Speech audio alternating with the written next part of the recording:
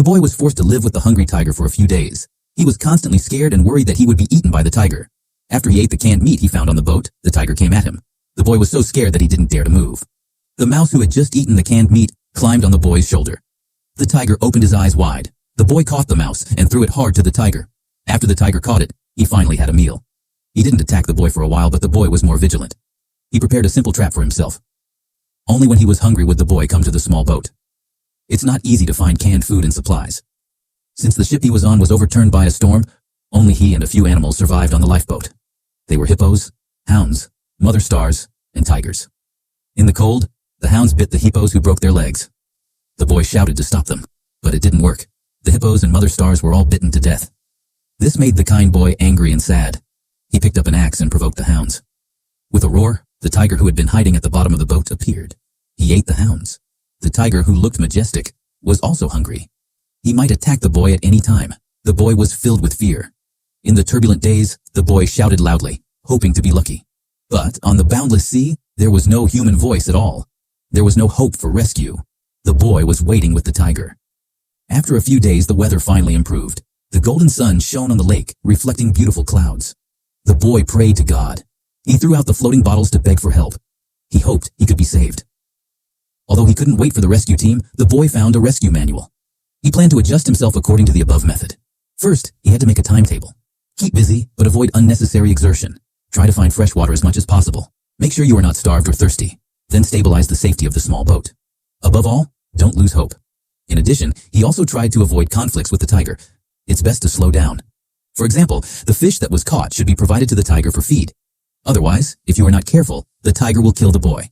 However, when the boy was trying to fish, the tiger jumped into the sea. He swam to the wooden raft. The boy was quick-witted and ran back to the small boat. But the tiger was too weak to jump on the boat. At this time, the boy took up an axe.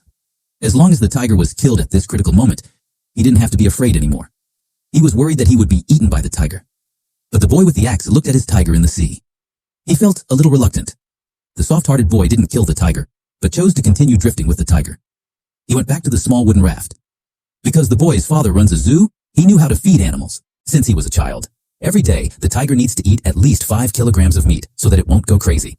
So the boy had to prepare enough food for the tiger. The first time he killed, it was because he wanted to feed the tiger with big fish. After he killed the big fish he caught, he felt depressed and scared. As a devoted believer, the boy even knelt down to thank the skin-wearing man. Thank you for coming in the form of a fish and saving our lives. At night, there were countless shining jellyfish that reflected their beautiful figure in the sea. The boy couldn't help admiring the beautiful scenery, but his mouth was stuck because a huge creature was about to appear.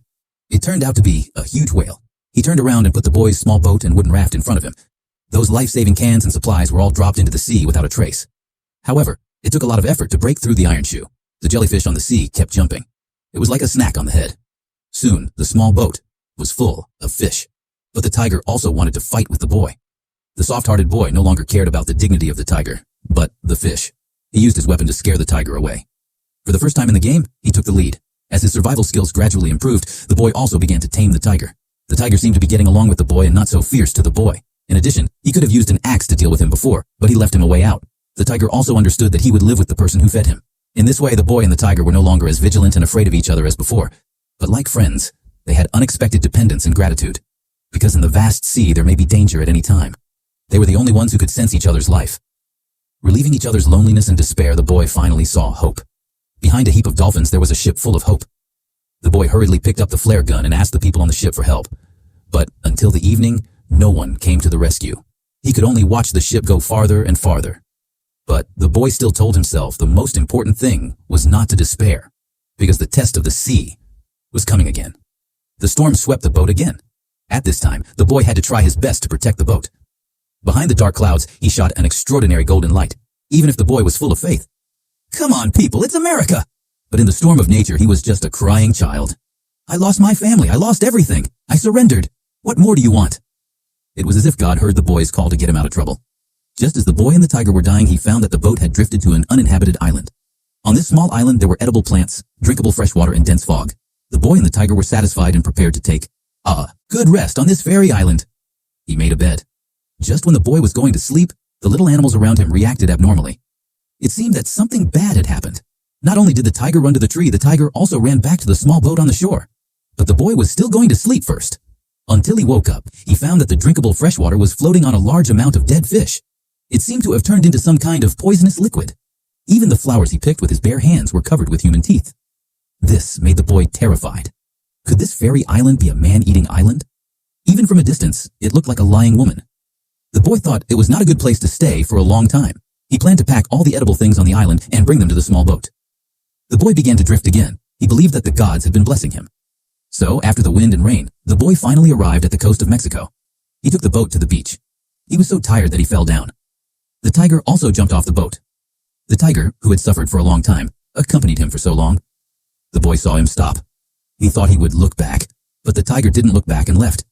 It disappeared deep in the jungle. Then the residents found the boy. They carried him away.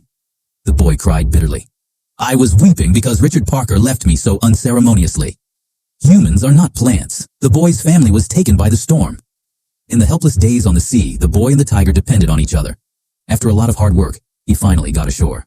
He almost regarded him as his best partner, but this partner didn't care about him. And from then on, he disappeared in his life.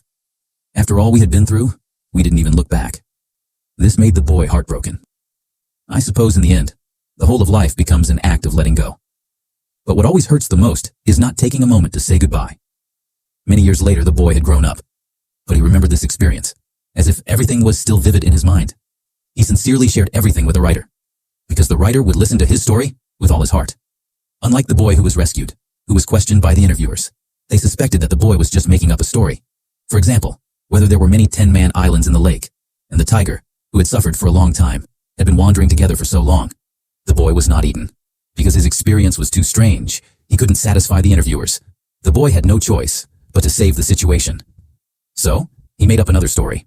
In another story, the 4 animals that lived with him in the storm were not 4 animals, but 4 humans. Those animals that killed each other were actually humans who stabbed each other. This is obviously more cruel. The interviewers were not satisfied. They just stopped asking the poor boy and let him recuperate. But no matter which story is true, the boy did indeed experience hardship. He was taken away by the sea. He saw the cruelty of animals and humans. The boy had faith in 3 religions. He believed that the gods would bless him at the critical moment. But he had to face the reality and learn to protect himself. He survived in the cruel rules of weak and strong. In the end, the boy relied on his amazing willpower and courage. After wandering for so many days, he finally saw the sun in the storm. Those who couldn't defeat him would make him stronger.